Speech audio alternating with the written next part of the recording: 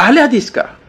আহলে হাদিস হচ্ছে যারা নির্ভেজালভাবে কোরআন এবং সুন্নাহর অনুসরণ করে থাকে, সলফে সালেহিনের মানহাজ, সলফে সালেহিনের মাফহুম, সলফে সালেহিনের বুঝ এবং সলফে সালেহিন যেভাবে কোরআন এবং হাদিসকে বুঝেছেন সেই আলোকে যারা নিরঙ্কুশভাবে কোরআন এবং সুন্নাহর অনুসরণ করে থাকে তারাই হচ্ছে আহলে হাদিস।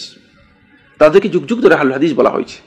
যারা নির্ভেজাল ইসলামের অনুসারী, যাদের ইসলামের অনুসরণের ক্ষেত্রে কোনো ধরনের বেদাত নেই, কোনো ধরনের শিরক নেই, কোনো ধরনের প্রবৃত্তির অনুসরণ নেই, কোনো ধরনের ব্যক্তির নিছক অন্ধ অনুসরণ নেই, তারাই হচ্ছে মূলত সত্যিকার আহলে হাদিস।